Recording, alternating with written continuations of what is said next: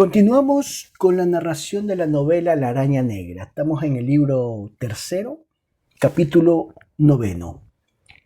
Lleva por título El caballo padre. Pocos días después, Fernanda recibió la visita del padre Claudio y de su compañero, cuya presentación la había anunciado.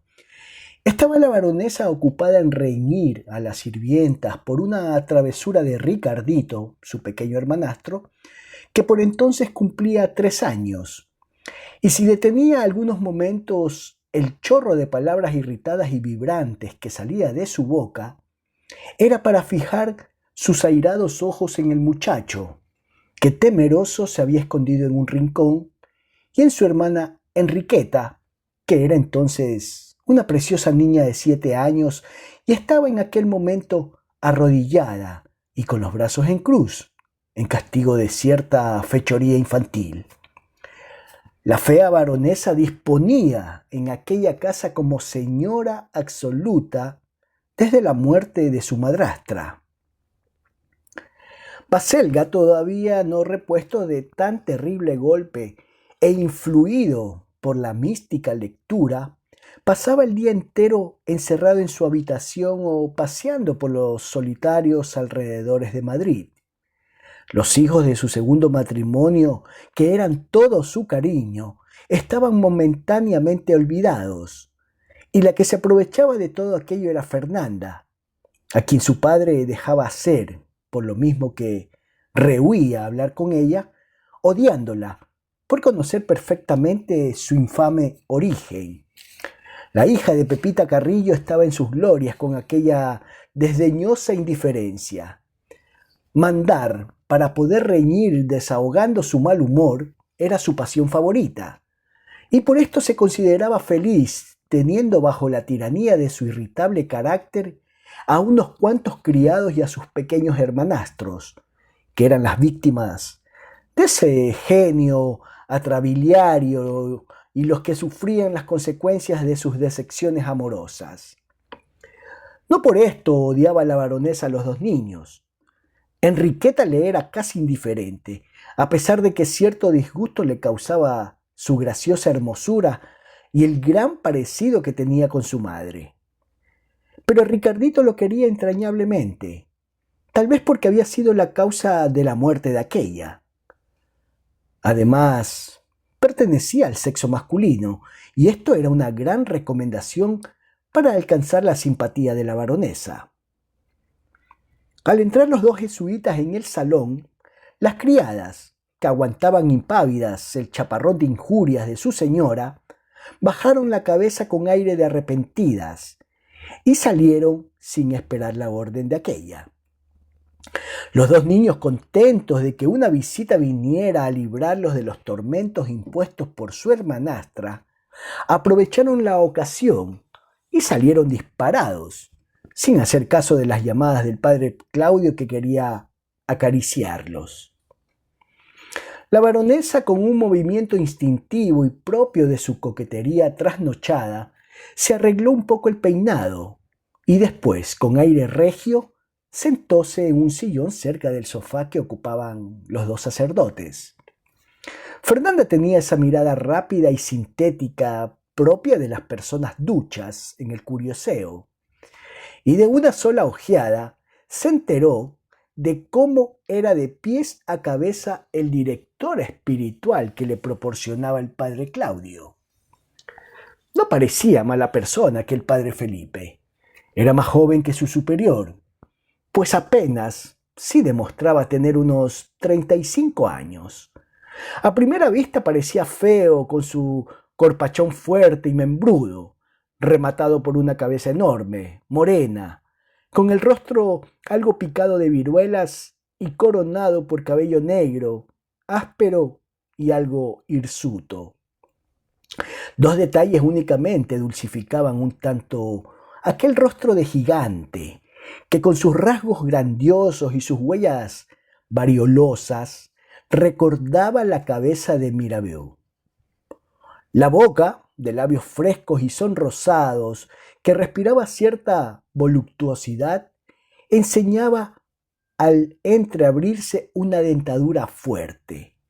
igual y deslumbrante, digna de ser envidiada por una dama, y sus ojos, que tenían cierto reflejo dorado, miraban de un modo acariciador, causando el mismo efecto que el roce de un terciopelo. Fuera de esto, el jesuita era un Hércules, y aquel cuello congestionado, jadeante y de perfil taurino, que escapaba por la abertura de su sotana, iba pregonando el inagotable caudal de brutalidades insaciables y de goce sin freno de que era capaz un cuerpo como aquel, en que existía un tremendo desequilibrio, ahogando completamente la materia, la escasa parte espiritual que pudiera haber en él. A Fernanda le gustaba su futuro confesor conforme avanzaba en su examen. Se estremecía imaginándose lo que era interiormente el bravo padre Felipe. Con la mirada ardiente le despojaba de la sotana y le veía en su imaginación desnudo como un luchador griego, mostrando la armoniosa trabazón de sus poderosos músculos, hinchados por la fuerza vital y amenazando estallar la piel. Y cuando, mareada por tales imágenes, fijaba sus ojos en los del jesuita, sentía correr una dulce caricia por todo su cuerpo, algo semejante al estremecimiento del gato cuando siente una fina mano a lo largo de su espina dorsal. Era feo su confesor, pero entre todos los lindos bailarines de la alta sociedad, no había encontrado un hombre que tan rápida y decisivamente la impresionase. La conversación fue vulgar. Limitóse a una sencilla presentación, a un cambio de ligeras confianzas para que fueran después más fáciles las relaciones entre el nuevo director y la penitente. Y a la media hora ya se levantaban los dos jesuitas, dando por terminada la visita. La inflamable doña Fernanda ya se mostraba arrepentida de haber sentido en otros tiempos una pasión tan fogosa por el padre Claudio. Comparábalo ahora con el otro jesuita y encontraba al hermoso superior sobradamente amadamado, a pesar de su hermosura. La ruda musculosidad del otro, su continente resuelto que recordaba a Hércules en su hazaña de las 50 doncellas, y sobre todo aquel punzante olor a hombre que se escapaba de su sotana, la causaban gran impresión. Era para ella como un aperitivo excitante y la hacía mirar con desprecio la figura interesante del padre Claudio, rizada y perfumada. Quedó el padre Felipe dueño de su penitente, que de buena gana lo hubiese retenido para comenzar ipso facto un examen general de culpas, y siguió a su superior, que se dirigía a la casa donde tenía establecido su despacho y archivo, que era la misma que en 1825, salvo ligeras modificaciones. Cuando los dos jesuitas entraron en el gran despacho rodeado de estanterías atestadas de carpetas y legajos, estaba el repulsivo secretario del padre Claudio, ocupado en clasificar papeles como en pasados tiempos. El tono macilento que la edad había dado al rostro del padre Antonio y las muchas canas que se destacaban en su roja y áspera cabeza era lo único que daba a entender el tiempo que había transcurrido. Por lo demás, el despacho presentaba el mismo aspecto que en tiempos de la segunda reacción. El padre Antonio levantó ligeramente la cabeza, pero al ver que su superior no le miraba, volvió a enfrascarse en su tarea y a hacer todo lo posible para que los dos jesuitas no recordasen su presencia. El padre Claudio se sentó en su viejo sillón de cuero y, sin dignarse ofrecer asiento a su gigantesco subordinado, que le miraba con el respetuoso cariño del perro, le preguntó: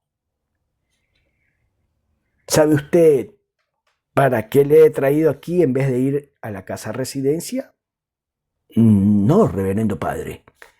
Tengo que encargarle una misión de importancia y usted no está muy acostumbrado a que la orden le dispense tal honor. El padre Felipe hizo un gesto con el que quería significar que él se tenía así propio por muy poca cosa. Y su superior continuó. ¿Qué le parece a usted la baronesa de Carrillo? Oh, una señora muy apreciable. ¿Y cómo la encuentra usted como mujer? El padre Felipe vaciló en contestar, no comprendiendo bien la pregunta, y al fin respondió con cierta precipitación. Me parece muy amable, pero la encuentro algo fea. Perfectamente. Tiene usted buen ojo. Y por algo le han puesto la fama de que goza. ¿Y por qué cree usted que la orden le ha designado para director espiritual de la baronesa? El padre Felipe levantó los hombros para indicar su ignorancia y el superior continuó siempre con gravedad. En nuestra orden cada uno sirve para una cosa.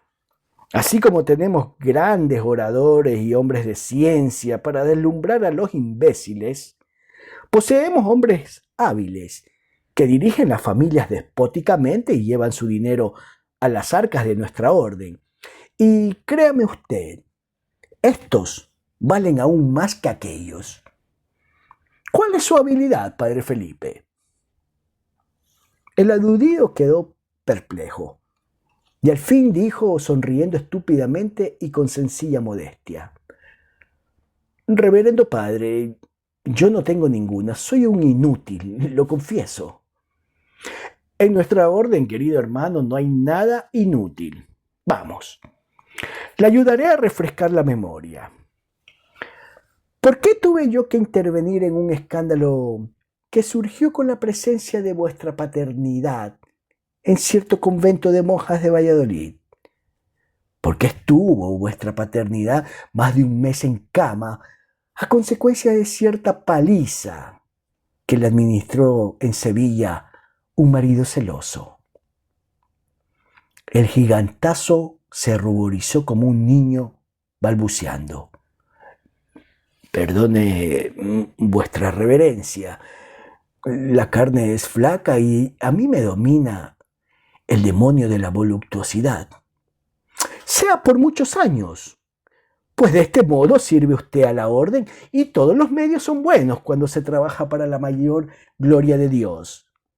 Quedamos, pues, en que tiene usted una habilidad, la de enloquecer a las señoras que la compañía pone bajo su dirección. El padre Felipe, a pesar del temor casi supersticioso que sentía ante su superior, creyó propio del caso el reírse y prorrumpió en una franca carcajada, guiñando los ojos con malicia. Oh, lo que es para eso me pinto solo, dijo con acento de alegre convicción. Pero se cayó inmediatamente viendo que el padre Claudio permanecía grave e inmóvil y que su secretario, inclinado sobre los papeles, seguía presentando el aspecto de un ser petrificado. La compañía, dijo el superior, después de un largo silencio, desea que usted no dé el menor disgusto a doña Fernanda, la baronesa de Carrillo. Es una buena señora, muy devota de nuestra orden, y tenemos el deber de corresponder a su cariño. Cumpla usted, pues, con su obligación. ¿Mi obligación? ¿Acaso vuestra reverencia quiere... Quiero que se porte usted del mismo modo que en otras ocasiones, con la seguridad de que tanto nosotros como su nueva penitente sabremos agradecer sus esfuerzos? Conforme, reverendo padre, dijo el atlético jesuita, rascándose el cogote como si con esto quisiera dar a entender lo escabroso de aquel asunto. La baronesa es fea, Pero usted, padre Felipe, no es hombre capaz de pararse ante tan pequeño obstáculo. Conozco sus aficiones. Oh, lo que es por eso no he de detenerme. Soy animal de buenas tragaderas, y más si se trata de servir a la orden. Esta ingenuidad, que su mismo autor acompañó con brutales carcajadas, sí que consiguió hacer sonreír al padre Claudio. Y hasta el secretario levantó un poco la cabeza con el entrecejo contraído como para contener la risa. Aquel garañón ensotanado resultaba gracioso. El padre Claudio permaneció algunos minutos entregado a la reflexión y al fin dijo a su subordinado con cierto entusiasmo: «Comprenda usted bien lo que la compañía desea de su única habilidad y para qué quiere emplear esta, nuestro poder indestructible que se extiende por todo el universo. Tiene su principal base en el estudio que hacemos del carácter de cada persona que deseamos explotar y los medios que ponemos en práctica para halagar sus aficiones. Si se trata de un entusiasta por la ciencia, ponemos a su lado a un individuo de la orden versado en toda clase de conocimientos. Si de un escritor, le enviamos otro que le hable lo mismo de Horacio que de San Agustín y de Voltaire. Si es una mujer histérica y fanatizada, le damos por director espiritual un monomaníaco que la relate con entusiasmo y convicción visiones celestes y milagros estupendos. Y cuando tropezamos con una baronesa de Carrillo, arca de comprimido placer que está esperando la ansiada llave para desbordarse, nos valemos de un padre Felipe, ogro insaciable de carne femenil, incapaz de distinguir en su ciego apetito y que lo mismo se almuerza una diosa que se cena una Maritornes. El mundo comedia es, como dijo un poeta. Y aquí lo importante es que la compañía tenga siempre preparados buenos actores, capaces de desempeñar con naturalidad y perfección los más difíciles papeles. Todos sirven igual a la orden, y tanto mérito como cualquiera de nuestros hermanos que confiesan reinas y princesas, tiene usted, padre Felipe, apagando la hidrópica sed de amor que siente doña Fernanda. Cumpla usted su misión tan perfectamente como yo espero». El brutal jesuita quedó como desvanecido por aquellos elogios que le disparaba a su superior y después de una larga pausa preguntó: «¿De modo que mi misión se reduce sencillamente a conquistar a la baronesa? A satisfacerla, pues su conquista es cuestión de poca importancia. Conozco bien a doña Fernanda y sé que ella le adelantará la mitad del camino». «La dejaré satisfecha», dijo el jesuitazo, con el mismo orgullo del campeón que está muy seguro de sus fuerzas. «No lo dudo. Hace tiempo que estudio a usted y me convenzo de que es un bárbaro que únicamente sirve para tan inmundas empresas». El padre Felipe acogió estas palabras con tanta indignación como el artista que oyera desacreditar su arte. Profesaba gran respeto a su superior, pero esto no impidió que en su rostro se trasluciera cierta expresión de desprecio a aquel hombre que llamaba al amor inmundicia, y del cual se relataban sotto voce en las celdas de los buenos padres algunas historietas poco limpias. El padre Claudio leyó en el pensamiento de su subordinado: «Adivino lo que usted piensa, y le advierto que yo hago lo que me da la gana», dijo con tono de ira, «sin que pueda pedirme cuentas nadie, a excepción del general que está en Roma. Podría castigarle por sus malos pensamientos, pero me compadezco de esa inocencia brutal que constituye su carácter. retírese usted, pero antes oiga un consejo. Persevere en sus carnales aficiones a la mujer, ya que esto está en su temperamento y la compañía así lo necesita. Pero recuerde que su afición a las faldas ha de traerle muchos compromisos y tal vez su ruina. La mujer es la ruina del hombre, y el que a ella se aficiona pierde la mitad de su fuerza.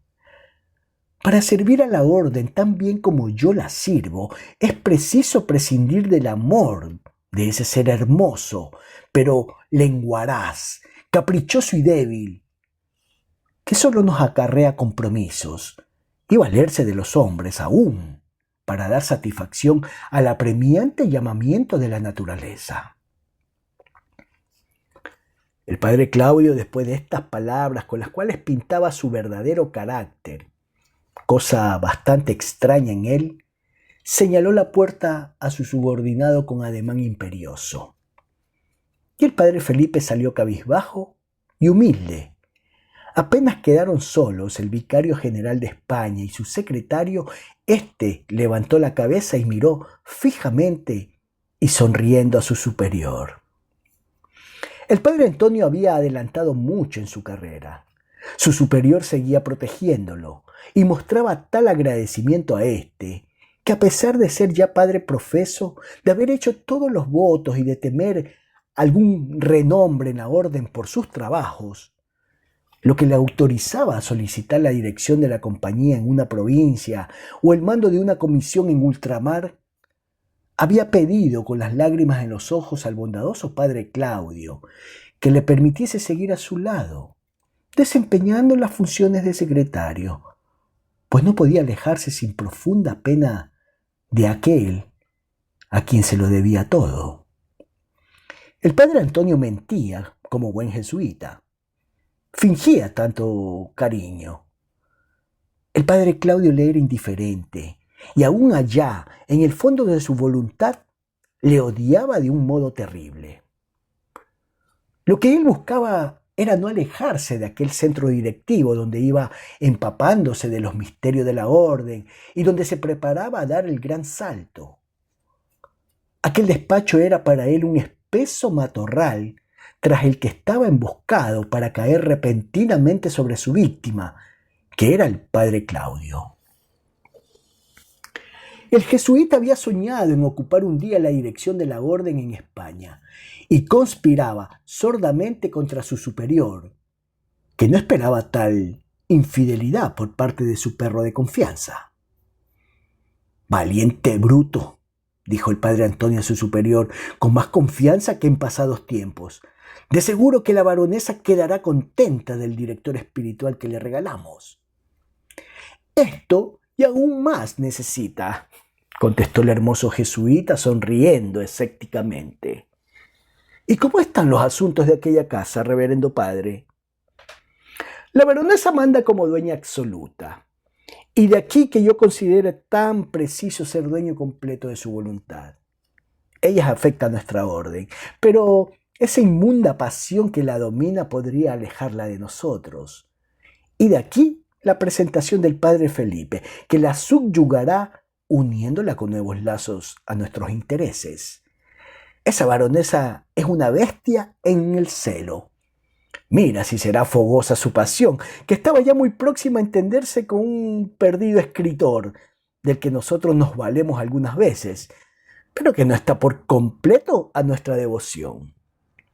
Afortunadamente he sabido a tiempo el peligro, y lo acabo de evitar con el padre Felipe, que se hará el dueño absoluto de la baronesa. No está mal la combinación. Ese ogro hará cuanto quiera de doña Fernanda, y vuestra reverencia maneja a su placer al conde de Baselga. Aquella casa es nuestra por completo. Ahora solo falta que podamos manejar de igual modo a los dos niños, que son los verdaderos dueños de los 15 millones. Lo seremos, no lo dudes. Bastará con que sepamos apoderarnos de sus voluntades. Trabajo difícil es ese. ¿No sería mejor anularlos ahora que son de poca edad? Un niño cae con más facilidad que un adulto, pues hay muchas enfermedades infantiles que fácilmente pueden contraerse solo con que haya algo de intención y un poco de descuido en los encargados de cuidarlos. En caso de muerte, los 15 millones pasarían a manos del conde de Baselga, heredero de sus hijos, y a ese no nos sería difícil arrancárselos. Eres muy inhábil. 1000 veces te he dicho que esos procedimientos de fuerza son nocivos para nuestras empresas. Y si no, contempla sus consecuencias en el fracaso que experimentó en París nuestro hermano el padre Renard. Acuérdate del refrán italiano: quien va despacio, va muy lejos. Y como adquirir de un golpe 15 millones de francos es empresa muy seria, debemos proceder con gran cautela y no menos astucia. No nos comprometamos tontamente, ni demos un paso en vago que podría costarnos muy caro. Ya sabes que un rey decía a su ayuda de cámara: vísteme despacio, que voy deprisa. Eso mismo te repito yo en esta ocasión. No apresuremos los acontecimientos ni cometamos ningún acto de violencia. De lo contrario, en nada se diferenciaría un vulgar bandido de un jesuita. Tiempo de sobra tenemos a nuestra disposición. Esos 2 niños están en nuestro poder y su educación corre a nuestro cargo. Si la esposa del conde no fue monja en París, su hija lo será aquí. Y en cuanto al niño, ya se encargará la baronesa de aficionarlo a la compañía y tal vez llegue a ser de los nuestros. Una escritura en que ambos, al retirarse del mundo, hagan donación de sus bienes a la compañía será el digno epílogo de nuestro trabajo. Está bien, reverendo padre, exclamó el secretario, fingiendo un entusiasmo adulador. El plan es magnífico y de seguro dará resultados. Comencemos nuestros trabajos y demos a entender en Roma que sabemos realizar lo que el padre Renard dejó embrollado. Nuestros trabajos han empezado ya. La base es la baronesa, que se halla ya por completo a nuestras órdenes. El padre Felipe será dentro de unos días el dueño absoluto de su voluntad. La enloquecerá de placer, como a todas sus penitentes. Oh, reverendo superior, la compañía debe mantener bien a tan excelente caballo padre. No podrá quejarse la yeguada de devotas. Capítulo 10. Los hijos del conde de Baselga.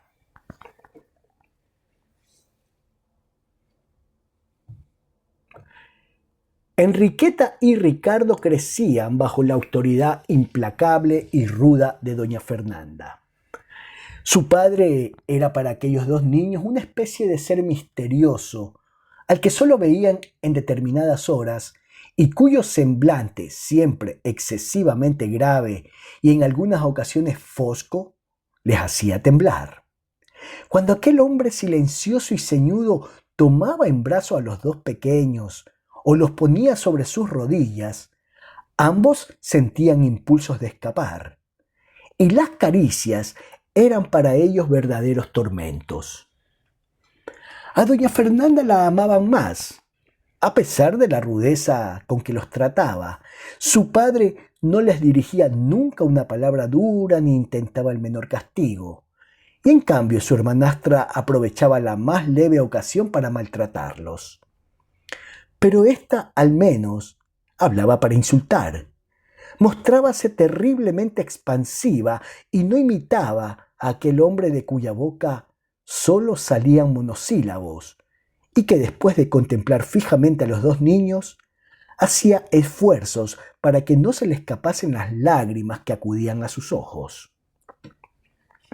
El conde de Baselga estaba más enamorado que nunca de su esposa, y al contemplar sus hijos, especialmente Enriqueta, que era un acabado retrato de su madre, sentía revivir en su memoria el punzante recuerdo de la perdida felicidad y veía pasar ante sus ojos la imagen de María, muerta en lo más risueño de su vida.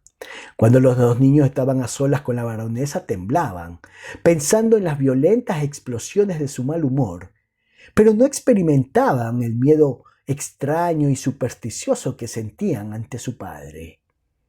Doña Fernanda sentíase satisfecha al poder dar rienda suelta a sus enfados de solterona, castigando a aquellos niños fruto de un enlace que le había resultado siempre antipático. Ahora se vengaba de aquella superioridad que, sin notarlo, había tenido siempre sobre ella su joven madrastra a causa de su carácter dulce y bondadoso. Para la baronesa los niños debían ser seres automáticos, sin voluntad y con una vida regulada por el capricho del superior. Y de aquí que pasase gran parte del día entretenida en la tarea de obligar a fuerza de amenazas y de cachetes a que sus dos hermanastros permaneciesen horas enteras quietecitos en sus sillas, con la inmovilidad fúnebre de una momia. Enriqueta era la principal víctima de sus iras. Como ya dijimos, la niña le era antipática y si sentía alguna debilidad en su régimen de educación, guardábala para Ricardo, que era quien lograba hacerla sonreír. Doña Fernanda tenía sus planes. Era la verdadera madre de aquellos angelitos, como le decían sus devotas amigas de la alta sociedad, elogiando su comportamiento con sus hermanastros. Y tenía, por tanto, el deber de pensar en su porvenir y señalarles lo que habían de ser en este mundo.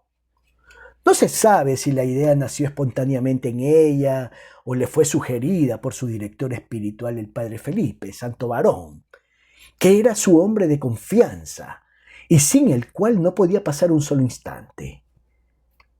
Pero lo cierto es que la baronesa había decidido que la niña entrase en un convento y que Ricardo fuese de la Compañía de Jesús.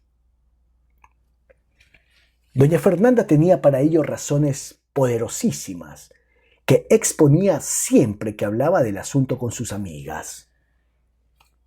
Sobrados militares hay en España y señoritas que no sirven para otra cosa que para perder su alma bailando escandalosamente en los salones.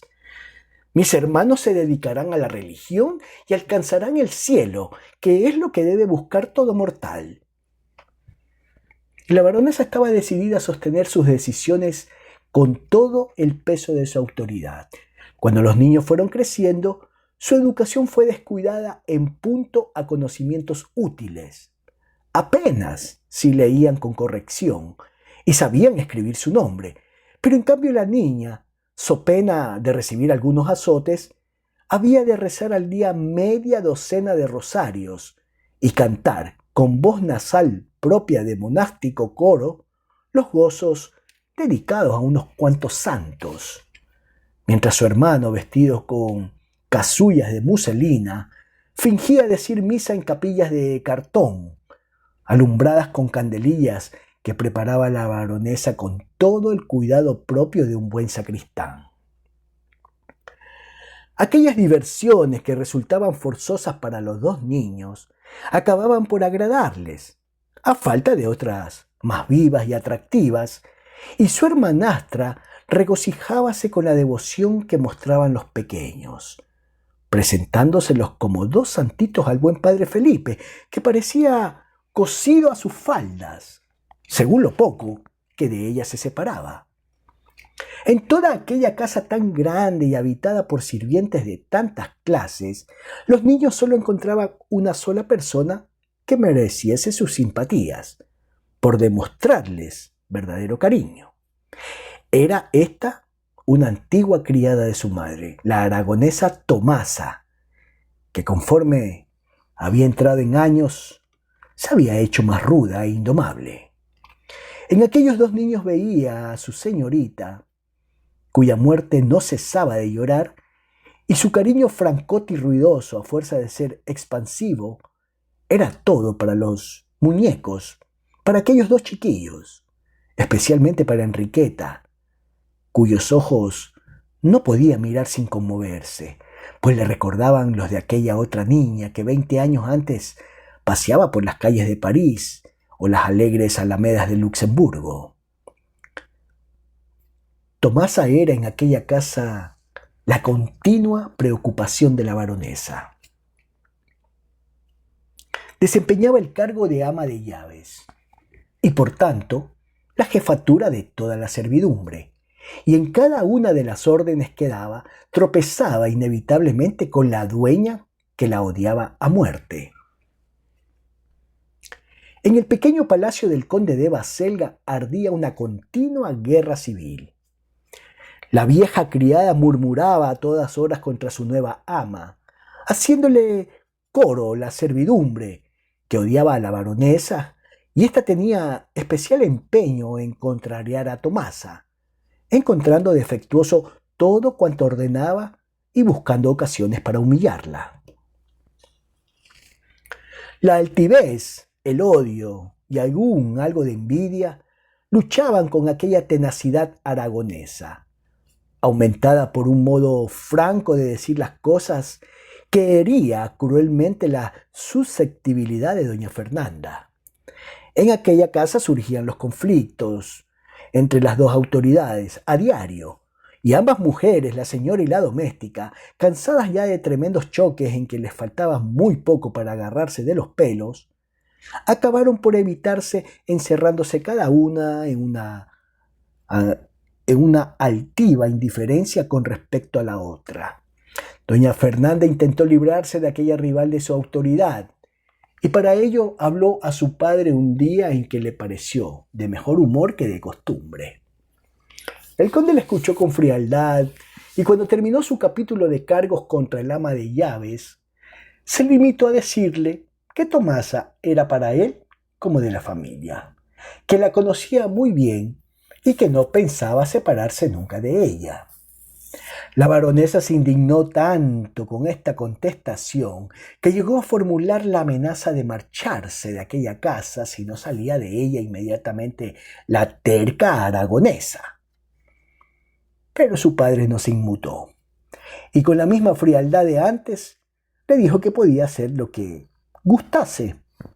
Para el conde no era un sacrificio separarse de aquella criatura orgullosa y dominante, cuya presencia le recordaba la deshonra de su primer matrimonio. Doña Fernanda lloró, se indignó, contó sus penas al padre Felipe, al padre Claudio, a cuantos jesuitas conocía y a todas sus devotas amigas. Hizo a su padre responsable de cuanto ocurriese y acabó quedándose en la casa lo mismo que antes.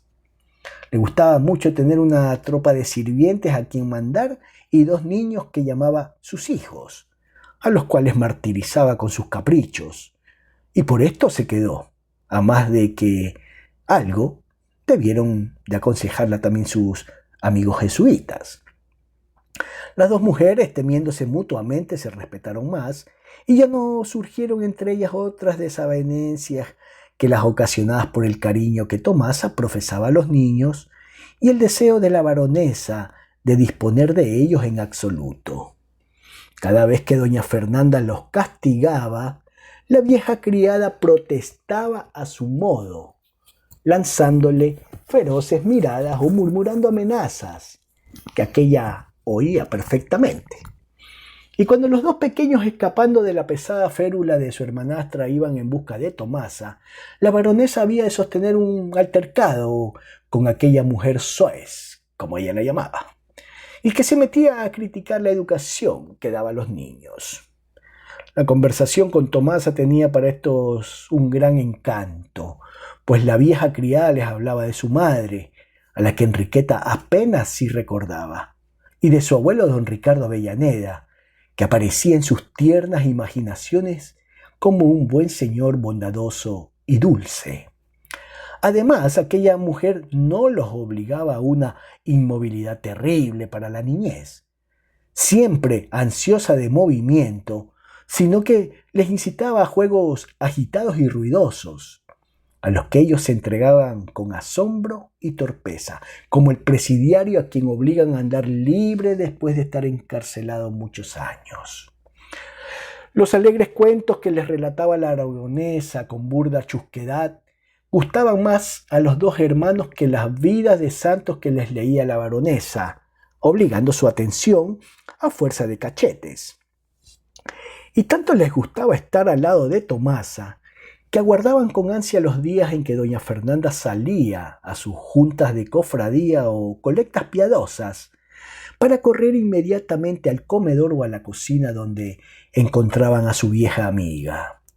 Conforme crecieron, este placer fue desvaneciéndose y se vieron más ligados que nunca a la autoridad despótica de su hermanastra. Ricardo tenía 8 años cuando fue llevado al colegio de los padres jesuitas. El conde de Baselga pareció vacilar antes de dar su permiso para que se verificase tal traslación, pero los consejos del padre Claudio, las frías razones de su hija mayor y las exigencias de la moda destruyeron todo conato de oposición, si es que existió tal intento en el ánimo del conde. Enriqueta, sin la compañía de aquel pequeño ser enfermizo y débil, cuyos nerviosillos arranques le producían gran alegría a ella, que rebosaba de salud y vida, encontró la casa de su padre tétrica y sombría, y a no ser por alguna que otra visita que hacía a Tomasa, aprovechando descuidos de la baronesa, ya se hubiese creído tan abandonada y sola como en un desierto. Doña Fernanda, no contenida ya por aquella fría simpatía que profesaba a su hermanastro, descargaba todo su mal humor sobre Enriqueta. Pero esto solo ocurría cuando la baronesa estaba enojada por una inesperada ausencia de su director espiritual. Y afortunadamente para la niña, el padre Felipe pasaba por lo regular gran parte del día pegado a las faldas de su penitente. La educación de Enriqueta corría a cargo de su hermanastra, que en esta tarea era ayudada por su director espiritual. Pero hay que decir que la mística pareja tenía numerosas ocupaciones, pues solo de tarde en tarde se ocupaba de la niña, tomando sus lecciones con aire distraído. Padre Felipe alcanzaba en aquella casa una preponderancia aún más grande que la del padre Claudio, y tan convencida estaba la servidumbre de que aquel jesuita, siendo el dueño de la baronesa, era el verdadero amo, que muchas veces desatendía al conde de Baselga por mostrarse atenta y solícita con el bondadoso padre. El conde, dominado por aquella taciturna misantropía que constituía ya su carácter, no veía lo que ocurría en su casa, o fingía no verlo. Sin duda, la sotana de jesuita era para él el uniforme de un terrible enemigo al que había que temer y respetar. La simplicidad del padre Felipe había reconocido desde el primer instante, y aún adivinaba algo de las verdaderas relaciones que existían entre aquel y su hija, pero callaba cuidadoso de provocar un escándalo, porque tras la grotesca figura del director espiritual veía la diabólica personalidad del padre Claudio, siempre amenazante y capaz de anonadarle a la más leve muestra de enemistad. Aquel hombre en otro tiempo tan altivo y enérgico, que se hacía muchas veces intolerable por su levantisca independencia, era ahora un autómata, habiendo el temor roído poco a poco su firme voluntad. Sentía miedo ante el padre Claudio, personificación de aquella compañía de Jesús tan terriblemente poderosa. Además, en su cerebro estaban muy embrolladas las ideas y no tenía ninguna creencia determinada que le diera valor para emanciparse de la tiranía encubierta que sobre él pesaba. La desgracia le había hecho exageradamente religioso. Aquella rápida e inesperada muerte de la mujer amada, recordada a todas horas, le hacía ver la fragilidad de las cosas humanas y la continua lectura de la imitación de Cristo exageraba su desprecio al mundo, engolfándolo cada vez más en la religión. Convertíase el conde por instantes en un monomaníaco religioso. Era un asceta en plena sociedad y veía en todas partes la mano de aquel Dios poderoso, vengativo y repleto de todas las pasiones humanas, del cual eran legítimos representantes los jesuitas. A su buen juicio y a su propia experiencia, no se les ocultaban los defectos y las ambiciones de la compañía, pero la acomodaticia y absurda enseñanza religiosa de los jesuitas había trastornado su raciocinio, y pensando en que Dios saca muchas veces el bien del mal y para la salvación eterna del hombre emplea los más difíciles y tortuosos medios, no sabía al fin qué pensar ciertamente, y si considerar a los individuos de la orden como dechados de bondad, que se sacrificaban dirigiendo la conciencia de los demás, o como diabólicos malvados, dignos de execración. La imagen de aquel Dios iracundo y vengador que columbraba en el fondo de todos los libros religiosos, escritos con estilo de pegajosa dulzura, le hacían transigir con su actual situación, pues pensaba que tanto la muerte de su segunda esposa como la degradante dependencia en que vivía, siempre amenazado por las terribles revelaciones del padre Claudio, eran castigos impuestos por Dios, para que de este modo expiase el crimen que había cometido en un instante de arrebato, dando muerte a Pepita Carrillo. Pero en aquel cerebro perturbado por los consejos del bello jesuita y las costumbres y lecturas que éste le aconsejaba, no existía nada sólido. Y de aquí que en ciertos instantes el oleaje de las ideas barriese unas para colocar otras en el mismo sitio. Su sentido común, aunque amortiguado, lanzaba en algunos momentos rápidos destellos, y examinando los recuerdos que guardaba su memoria, adquiría el convencimiento de su degradación y de que la orden tenía sobre él ambiciosas miras.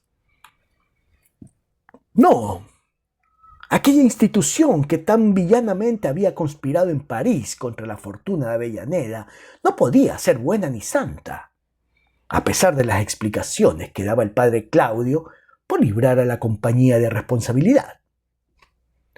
Había instantes en que la duda desvanecía por completo su fe, creada artificialmente por los jesuitas, y veía claro lo que éstos eran. Entonces temblaba, imaginándose que no habían terminado sus desgracias y que el terrible vampiro todavía había de intentar una nueva agresión por absorber aquella fortuna respetable que ahora pertenecía a sus hijos. En uno de estos momentos de dudas fue cuando a doña Fernanda se le ocurrió proponer a su padre el ingreso de Enriqueta en un colegio dirigido por monjas, fundándose en razones tales como que la educación de la niña estaba muy descuidada, que en casa lo revolvía todo con su genio rebelde, alentado por Tomasa, y que era lo más elegante y propio de una familia distinguida meter a los pequeños en un establecimiento de enseñanza que tenía la organización de un monasterio. La baronesa, antes de que su padre le contestara, añadió que había consultado su idea con el padre Claudio y que a éste le había parecido muy bien. La solterona sabía que para conseguir algo del conde no había como nombrar al hermoso y terrible jesuita. Pero en esta ocasión sus esperanzas resultaron fallidas. Baselga se mostró más animado que de costumbre y hasta su tez cetrina se coloreó un poco. Su voz, siempre lenta y fosca, se hizo ahora rápida y vibrante, y con el mismo imperio que mandaba en otro tiempo a sus soldados, se negó a que Enriqueta saliese de la casa. La baronesa quiso protestar, pero se detuvo ante el modo imponente con que su padre le dijo: «Cállese usted. Tengo motivos sobrados para negarme a que me despojen de mi hija, y sé de quién nace la idea de que Enriqueta vaya a un colegio, así como también el porqué de tal consejo. Basta ya con que se me haya quitado a mi hijo». El conde recordaba al hipócrita señor García y a María Avellaneda cuando fue llevada por éste a un convento de París. Sin duda, la misma mano seguía moviendo a su familia y le quería arrebatar a Enriqueta después de haberse llevado a Ricardo. Lo único que consolaba a Baselga es que éste sería un hombre y sabría librarse mejor que su hermana de las seducciones que pudieran ejercer sobre él por medio de una educación mística. Capítulo 11. Auxilio inesperado.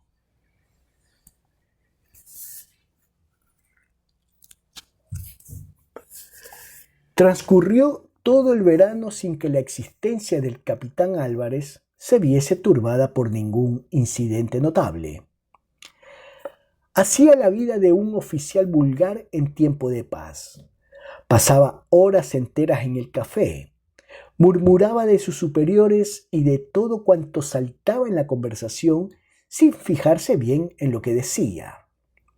En el cuarto de banderas lucía su ingenio de un modo gracioso, hasta el punto de hacer sonreír a los jefes más adustos, y seguía mereciendo el apodo de Séneca a los ojos del regimiento, que lo consideraba como uno de sus glorias. Solo alguna noche rompía sus habituales costumbres y era para acudir a aquella casa misteriosa donde le había visto entrar su asistente. Allí veía algunas veces al general Prim y otras con conspiradores tan conocidos como el coronel Moriones, el periodista Carlos Rubio o el agitador Muñiz. Se ocupaba en los trabajos preparatorios de una revolución.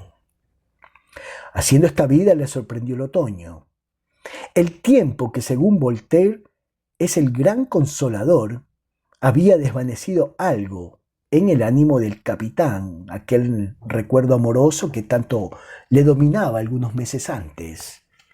La imagen de Enriqueta Baselga, solo muy tarde en tarde, vigorosa, con luz fantástica y los contornos casi borrados, surgía en su imaginación. Y el capitán se preguntaba: ¿qué hará ahora esa chica? Sus trabajos revolucionarios con los que exponía su carrera y hasta su vida le preocupaban demasiado para permitirle, como otras veces, entregarse a románticas ilusiones. Y de aquí que su antiguo amor estuviese amortiguado, aunque no por esto se hubiese borrado por completo. Una mañana el capitán, cansado por algunas horas de ejercicio en el campo de maniobras, regresó a su casa en busca del almuerzo, y al entrar en su habitación vio sentada a la puerta de esta una mujer que conversaba amistosamente con la patrona. Álvarez, ante la mirada de respetuoso cariño que le dirigió aquella mujer, detúvose un instante, al mismo tiempo que su patrona sonreía por hacer algo. El capitán se fijó en ella. Tenía un aspecto vulgar y vestía modestamente, pero su mantilla y su traje, aunque algo ordinarios, eran flamantes y demostraban cierta rumbosidad. Estaba ya la mujer rayando en la vejez, pero era alta y robusta. Su cabello tenía el negro mate del plumaje del cuervo, y sus ojillos destacábanse vivos y maliciosos sobre las prominencias grasosas de su cara. En su apostura había algo de resuelto y varonil que la hacía simpática. Al ver que Álvarez la miraba, levantóse de la silla sonriendo de un modo franco y dijo, sin demostrar cortedad: «Usted no me conoce, señorito, pero yo hace mucho tiempo que lo quiero. Vengo a buscar a su asistente Perico y lo estoy esperando». «Ah», exclamó Álvarez por decir algo, «Perico no tardará en venir. Usted debe de conocerme, porque algunas veces me habrá nombrado mi sobrino. Soy la señora Tomasa, la tía de Perico». Álvarez sonrió con espontánea amabilidad.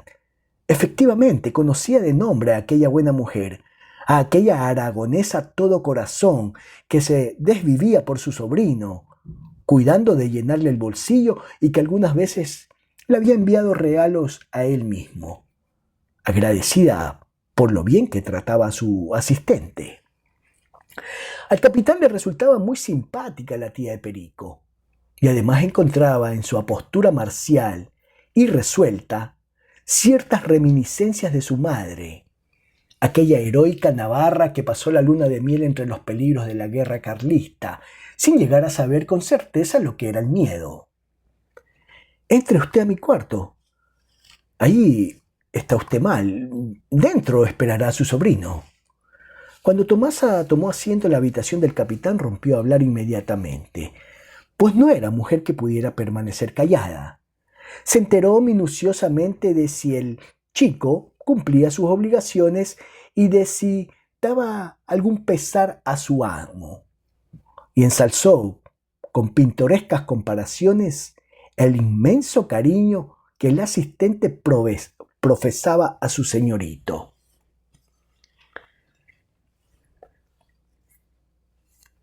«Yo, francamente, don Esteban, algunas veces tengo celos al ver lo mucho que ese muchacho le quiere a usted. Crea que le tiene una ley de 2000 demonios y que si algún día se casa, no ha de querer tanto a su mujer. Cuando una habla con él está inaguantable, pues siempre sale con la misma solfa, que si su amo por aquí, que si su señorito por allá, que si el capitán Álvarez es el más guapo del regimiento, que si es él el que sabe más. Crea que si Perico fuese mujer, haría usted un buen negocio casándose con él». Al capitán le hacía mucha gracia la charla francota de aquella aragonesa y acogía sus palabras con sonrisas. «Yo le tengo mucha ley al pobrecito, ya puede usted considerar. Él solo es mi única familia y además apenas se ha conocido a su madre. Yo soy, fuera de usted, la única persona que le quiere, y si al morir dejo un duro, será para él. Además, el chico podrá ser muy bruto, pero es dócil y sencillote y se deja llevar por donde una quiere sin decir una mala palabra ni perder nunca su buen humor. Mi gusto sería que saliese del servicio, que yo ya me encargaría de buscarle un buen acomodo. Pero él, R que R, encaprichado con su señorito, y antes reventará de puro viejo que dejará de ser el asistente del capitán Álvarez. ¡Qué alegría va a tener el pobrete cuando me vea! Ahora recuerdo que estaba usted afuera. Se lo he oído decir a Perico varias veces. ¿No sabe él su llegada? ¿Qué ha de saber? Quería sorprenderlo, y por eso ha sido para él mi primera visita. Llegamos anoche. Mi señor con toda su familia ha vivido algunos meses en una de sus posesiones». Calló Tomasa y durante algunos instantes reinó el silencio. «Usted no cambia», dijo al fin la aragonesa, que era poco amiga de permanecer silenciosa. «Está ahora tan guapo como la última vez que le vi en la calle. A mí no me gusta alabar a nadie, pero crea que es de los militares más templados que se pasean por Madrid. De seguro que con usted no andarán con remilgos las mujeres. Debe usted tener muchas novias. La tía de Perico acompañaba estas francoterías con ruidosas risotadas que hacían reír también a Álvarez, algo ruborizado. Y luego esos trajes tan majos que caen tan bien a los buenos mozos.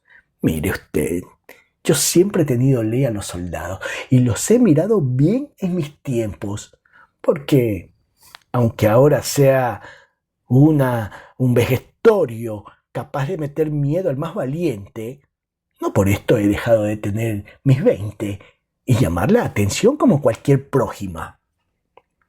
Al capitán le hacía mucha gracia aquel carácter ingenuo y chusco a fuerza de ser franco, y de aquí que fomentase su charla y le dirigiese en tono festivo algunos cumplidos de su repertorio soldadesco. Bah, me conozco y hace años que soy abuela, pero en mis tiempos he llamado la atención y hasta sargentos bien portados se han parado para decirme: «Buenos ojos tienes». Mire usted si a mí me ha gustado la gente de uniforme, que hasta en París, cuando estaba con mis antiguos amos, tuve un novio que era eso que allá dicen gendarme, y que llamaba la atención por lo bien plantado y por sus bigotazos, que era poco más o menos como los de usted. Valiente perro era el tal gabacho. Con él me enseñé a mascullar un poco la jerga francesa, pero supe que el gran pillo era casado y con hijos, y lo planté en la puerta. Eso sí, no he visto gente más lista de manos y de malas intenciones que todos ustedes. Con perdón sea dicho. Álvarez seguía muy entretenido por la charla de Tomasa y la dejaba hablar mientras se despojaba de una parte del uniforme para que después lo cepillase Perico. Mi amo también fue militar en su juventud, y le aseguro que a buen mozo y bien portado.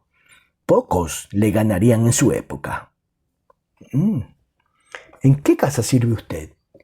Sirvo al conde de Baselga. Soy el ama de llaves y vi nacer a su esposa, así como he visto nacer a los hijos. Poco faltó para que Álvarez, que acababa de sentarse, diese un salto en su silla. ¿Cómo? La tía de Perico era la criada de confianza en casa de Enriqueta y él no lo sabía hasta aquel momento. Aquello resultaba casual, pero no podía ser más cierto. Álvarez oía hablar continuamente a su asistente de su tía y del señor a quien servía, sin que nunca, en su indiferencia, le ocurriese preguntar su nombre. Ahora las palabras que acababa de decir la aragonesa le habían producido en su interior un nervioso sacudimiento, y como si una mano misteriosa hubiese abierto la atrancada puerta de los recuerdos, desparramábanse por su memoria todos los incidentes de su pasión amortiguada. El encuentro en el Retiro, los paseos por la calle de Atocha, los galopes ridículos por la Castellana y las furiosas miradas de la tía. Por un extraño fenómeno, la imagen de Enriqueta, que antes se extendía ante su imaginación vagorosa e incierta, surgía ahora en su memoria vigorosa y viviente, como si un cuerpo real acabase de pasar frente a sus ojos, envueltos en nimbos de luz. Por algunos instantes, Álvarez estuvo tan turbado a causa del repentino descubrimiento que no supo qué decir, pero al fin, con el deseo de saber algo cierto sobre la mujer amada, determinóse a excitar la charla de Tomasa. He oído algunas veces hablar del conde. Vive retirado del gran mundo y tiene 2 hijos, ¿no es cierto? Sí, los señoritos Ricardo y Enriqueta, 2 ángeles que me recuerdan a su madre. ¡Que santa gloria haya! En Madrid se habla de su gran fortuna. Son ricos y tienen los 2 un brillante porvenir. Sí, buen porvenir te dé Dios. Si Si él desde el cielo no arregla esto y hace que el demonio se lleve a la baronesa de Carrillo, esa hermanastra arrastrará con tanta martiriza a los dos. Es posible que estos no pasen de ser desgraciados. ¿Tan mal los trata la baronesa? Calle usted. Si aquello es para enrabiarse y echarlo todo a rodar. Figúrese usted que los dos pobrecitos son como todos los jóvenes, alegres, bulliciosos y amigos de ver mundo y de divertirse. Pues a pesar de esto, la tal doña Fernanda, con sus consejos y los de los curas que continuamente la visitan, ha conseguido que los dos se conviertan en dos beatos y que hablen del mundo como si fuesen unos viejos cansados de él. Quien más lástima me produce es el señorito Ricardo, ver un niño de 12 años con deseos de hacerse fraile, cuando ya debía ir pensando en echarse una novia. Antes no era así, y le aseguro que en punto a alegre y amigo del bullicio le ganaba a su hermana. Pero desde que lo metieron en el colegio de los padres jesuitas, ha cambiado completamente. Y como si ya fuese un cura, se pasa las horas enteras entregado al rezo y anda y mira del mismo modo que si llevase ya la sotana. Este verano lo ha pasado con nosotros en el campo, y hasta su mismo padre, el señor conde, se mostraba algo disgustado por las aficiones de su hijo. Y hay que tener en cuenta que mi señor, desde la muerte de la infeliz doña María, se ha hecho también un beato ceñudo y malhumorado, con el que no se puede hablar.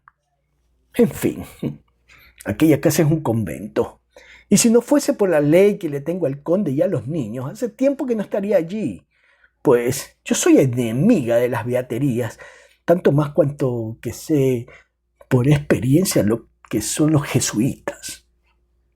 ¿Y la señorita Enriqueta también es aficionada a la devoción? Oh, esa no hay cuidado que por su propia voluntad abandone el mundo. Le gusta mucho la vida de señorita elegante, y cuando su padre, después de pensarlo mucho, se decide a ponerse sus condecoraciones y su uniforme de gentil hombre, y la lleva a un baile de palacio, la pobrecita tiene para contar durante una semana. Su hermanastra quiere hacerla monja, pero a ella, aunque dice que sí por evitarse disgustos, se halla muy lejos de gustarle la vida de convento. Buena monja te dé Dios.